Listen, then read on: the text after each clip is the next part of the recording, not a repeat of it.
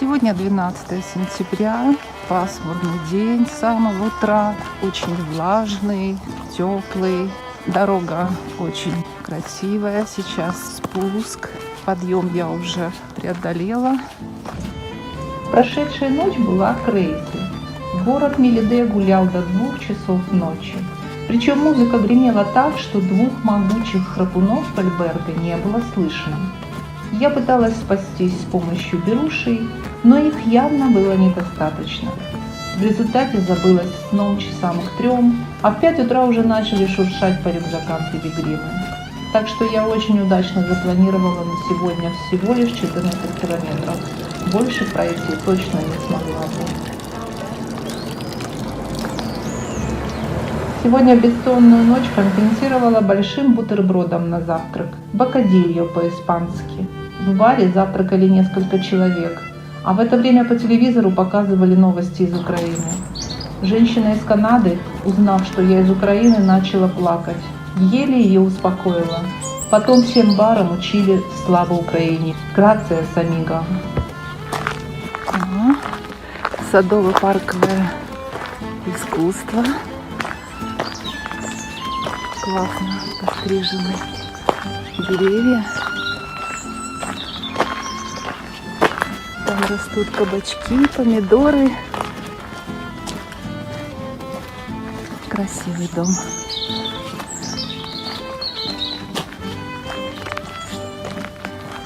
Так получается, что с некоторыми пилигримами идешь параллельно несколько дней. Иногда замечаю, что люди при встрече странно на меня реагируют. Как будто удивляются и радуются, что я еще плетусь, а не упала где-то там позади далеко. Они тут все такие легкие, быстрые.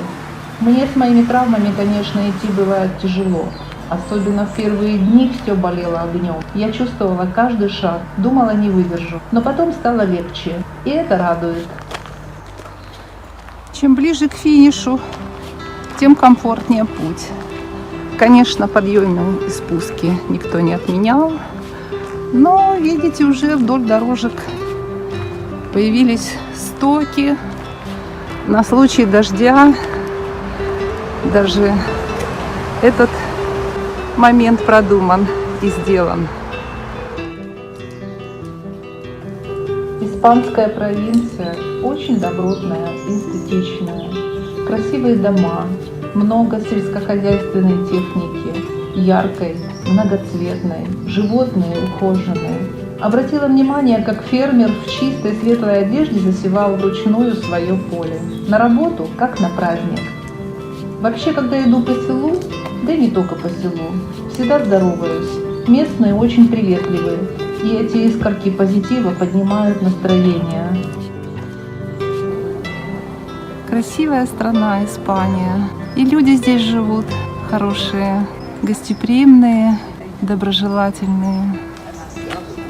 Ох, какие красивые, злобные.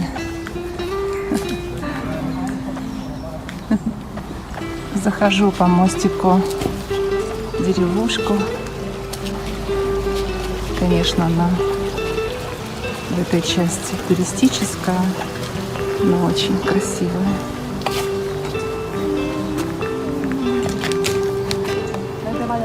В Испании воды немного, она засушлива. Поплавать, понырять здесь так и не встретилась где. Красивые пейзажи. Но иду уже 10 километров, а воды набрать негде. Иногда на каждом шагу, а вот сегодня нет источников. Пасуа. Небольшой современный город. Шумный. Здесь я буду искать себе альберга. Ну вот. Вот он поставил тут свои ботинки. Они проросли цветами. А мне в эту тихую улочку. Здесь мой альберга. Дальше я сегодня уже не пойду. Все говорит о том, что что наши здесь проходили. Я надеюсь, что в Арсуа сегодня не будет вечером такого шумного и пьяного праздника, как вчера в Мелиде. Боже, какая милота! Похоже, это муниципальный альберге, который мне нужен. Ну, посмотрим. Мне нравится муниципальный альберге. Здесь, как правило, все очень хорошо продумано. Вот комнаты жилые наверх. Мы прошли там входы в душ, не буду показывать. Есть зоны для отдыха, есть кухоньки, холодильник, микроволновка, плиты. Посуды нет, но если, допустим, путешествуешь велосипедом, вполне можно взять с собой пару кастрюлек и что-то готовить. Это сильно сократит бюджет путешествия. Всегда есть зоны, где можно постирать, посушить шмоточки. Вот там за сеточкой места для велосипедов, где можно их поставить безопасно на ночь. Ну, выбор муниципальный альберге. Поднимаюсь на второй этаж. Хотела еще сказать, что в частных альберге недорогих может быть все не так прекрасно организовано, вот как в муниципальных. Здесь, конечно, комнаты большие. И есть розовые простыни. Как правило, очень чисто.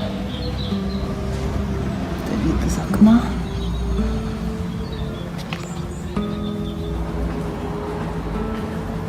Вот такие колонны часто встречаются в городках.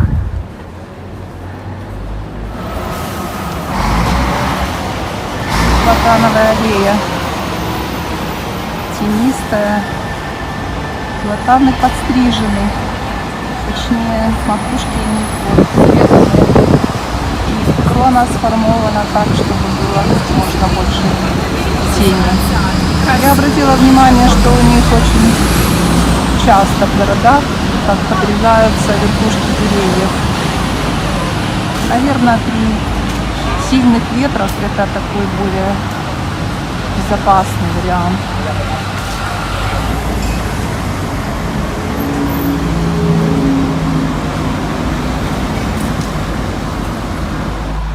Это уже другой парк. Тоже платаны красивенные. Немножечко уходишь в другую улицу, даже параллельную, и уже как будто жизнь замирает. Чувствуется осень, уже падает листва. 12 сентября. Похоже, это тачка паломника. Здорово. Немного расскажу о планировании маршрута. На пути городки, деревни расположены на расстоянии от километра до 5, максимум 6. Но и в принципе в каждом можно остановиться. Есть альберге, есть хостелы. Но есть нюанс. У них очень разные цены. Могут быть и 30, и 40, и 70 евро. То есть, когда планируешь свой этап, если хочешь бюджетно, ты очень зависишь от того, где расположены бюджетные альберге. Это, как правило, муниципальные альберге. И иногда так получается, вот как у меня сегодня, я должна была пройти либо 14 километров до ближайшего бюджетного альберге, либо 33. Совершенно понятно, что 33 я пройти просто не смогу за один раз. Мне их придется идти за 2 дня.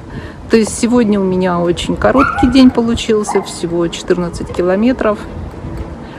А завтра у меня 19, около 20. И такие истории, в общем-то, постоянно случаются. ты вынужден планировать так, чтобы этап был тебе под силу. Конечно, люди, которые могут идти 30, 40 и больше километров, они просто идут, заходят, если мест нет, они идут дальше. Ну, а я вот должна так либо жестко планировать и торопиться прийти в альберге, пока есть места, либо не знаю как.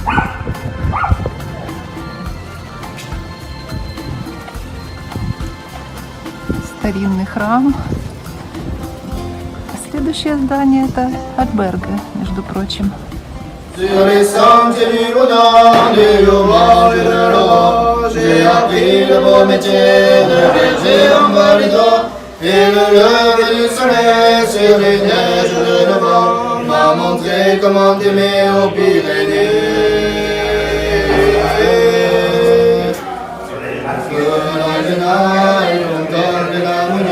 Au pied du baston, écoutez le tétard. De chanter entre copains, puis courir chercher sa belle au clair matin. Sur les sentiers du Bouddha, de Yoga et de l'or, j'ai appris le bon métier de berger en validant. Et le lever du soleil sur les neiges de Loire m'a montré comment aimer aux Pyrénées.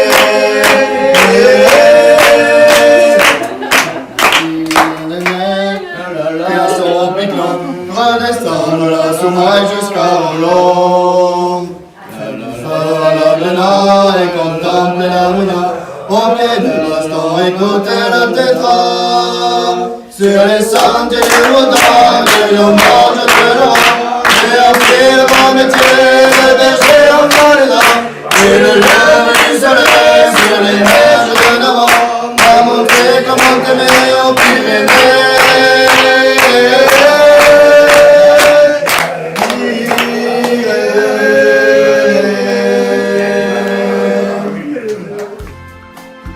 Сегодня 14-й день моего пути, завтра я буду уже в Сантьяго-де-Компостела. Вышла пораньше, так как у меня запланирован 21 километр. Сегодня по прогнозу целый день дождь, но меня он уже не пугает, так как горы остались позади, а последние 100 километров – это достаточно комфортный путь. Путь идет как будто в русле. Заниженная тропа по отношению к уровню полей вокруг. Зато прохладно. Сантьяго-де-Компостела 30 километров. И сколько же тут выпито. Класс. Ничто не пропало даром. Все на красоту. Красота спасет этот мир. Вот так.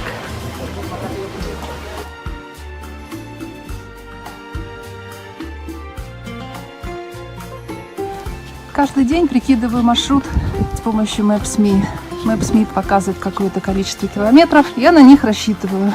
В результате я иду по стрелочкам, и получаются совсем другие цифры. Ну, что делать? Иду. И такое ощущение, что все время в гору и в гору. В гору и в гору. Но зато сегодня обалденные запахи. Всю ночь шел дождь, запахи стали сильнее, проходили эвкалиптовую рощу. Ах, какие там ароматы. Но здесь тоже ничего. Какая-то избушка на курьих ножках. Давайте посмотрим поближе на традиционное хранилище зерна, по-испански орейрос, стоящее высоко на фундаменте из местного гранита. Вот интересно, в Португалии так, видимо, в Испании тоже. Дома часто не имеют адреса, точнее не имеют номера дома, но зато имеют название. Вот этот дом называется Каса Корреи. Даже многоэтажные дома в городах могут не иметь номера, но имеют название. В почтовом адресе так и пишется. Допустим, дом Маринья ду Сол. Начал срываться дождик. Но посмотрите, какая красота вокруг. Тишь, благодать. Мне еще 13 километров идти. Ну вот, похоже, это все-таки каштаны. Лист совсем не такой, как у наших каштанов. Вот ягодки. А спелый каштанчик, мохнатик, очень-очень колючий. А зеленый еще не очень колючий. Ну вот, засмотрелась на пейзажи, свернула не туда. Вот так и набегают лишние километры. А я думаю, что это у меня расстояние никак не уменьшается. Итак, очень удачно я заблудилась. Забрела куда-то, смотрю, никого вокруг. Где толпа, где поток пилигримов, тишина и покой. А тем временем начался дождь. Я решила его переждать. Нашла какой-то вот крытый павильон. Похоже, я сейчас на какой-то эстраде приподнятой. В принципе, можно спеть, плясать, но нет зрителей, неинтересно. Итак, здравствуйте. Сегодня 13 сентября. В принципе, я ни разу еще не заблудилась. Вот первый раз. Ну, не зря 13 число. Оно должно себя оправдать. Но нет худа без добра. Зато я пережду здесь дождь. Тут сухо. Сегодня очень тепло. Отдохну пока. Уже пару часов идет дождь. То сильнее, то меньше. Сейчас моросит. 20 градусов тепла. Пончо одела. Через 30 секунд я его сняла. И вот иду по дороге и придумываю разные способы одевания пончо. И вы знаете, очень классно иногда получается. Да, я иду в соломенной шляпе. Сейчас моросит, некомфортно. Я предпочитаю немножечко намокнуть и высохнуть, чем мучиться в такой теплый день под пончо. А сейчас оно у меня вот одето сзади на рюкзаке, и краешки его завязаны вот так вперед. Можно точно таким же способом и плечи прикрыть, и можно с него взять вот капюшоном, одеть сверху шляпы. Когда дождь идет сильнее, я капюшон одеваю сверху шляпы, а краешки вот так вот завязываю над плечами, чтобы не одевать его полностью. Потому что очень теплый день. Мне еще идти 10 километров. Наверное, сегодня будет у меня самый длинный ходовой день. Но, наверное, надеюсь, не самый тяжелый, потому что жары нет. Пока вот идти хорошо. Если, конечно, не польет такой ливень, как вчера с грозой. Буэн камино. Не шуми, я уйду. Друзья, иду под дождем уже часа 3. Капюшон запарилась одевать, снимать. Короче, пончо болтается на рюкзаке, а мы с моей соломенной шляпой ничего не боимся. И еще не раскисли от этого дождя. Вот так.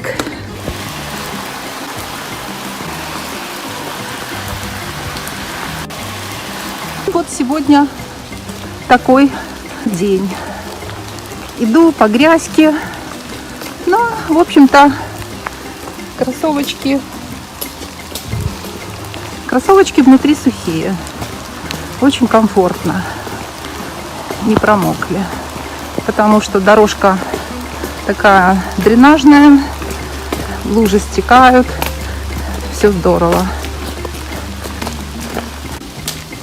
Прошла уже больше 18 километров. Еще 3,5 осталось до альберга. Вот так. Maps.me нарисовала 19, а по факту это будет 22 с небольшим. Но сегодня день мне нравится. Идти легко, духоты нет. Кожа пьет прямо влагу из воздуха. Дышится легко и идти хорошо. Только что прям сильный ливень прошел. Теперь под ногами вот такое. Ну а сверху моросит по-прежнему. Многие идут в путь с собаками. Вон впереди еще одна красавица. Я бы с удовольствием бы с Бэхой ходила бы. Ну вот, дождь прошел. До Сантьяго де Компостелы 20 километров. Ну а я уже скоро буду искать альберге. Сегодня так хорошо идется, что, наверное, прошла бы еще где-нибудь так до 5 километров. Сегодня какая-то прям моя стихия. Но до ближайшего бюджетного альберга 15 километров. Я столько дополнительно не пройду. Поэтому буду искать что-то уже здесь. Вот какая свежая зелень, умытая дорога. Прям красиво. И вот я захожу в городок Педроузо. Здесь много альберге. Здесь же и полюбившийся мне альберге из сетки Хунта, в которых я уже несколько раз останавливалась, муниципальные альберге. Вот я туда иду. Тем временем заходит очередная туча, но я надеюсь, что до дождя успею добежать. Побежала. Вот какая красота. Иду сюда. Как раз дождь усиливается, но мне уже ничего не страшно. И вот смотрим, какое у меня сегодня просто королевское местечко. Шляпе моей понравилось. Окошко, свежий воздух. Очень большой альберго, но он разбит на секции. Это вот второй этаж. Ну, там вот двухъярусные кроватки. И там тоже. Но да, сегодня вот так. И у меня персональная тут розеточка и, наверное, освещение. И одноразовая простынь с наволочкой есть. Буду отдыхать.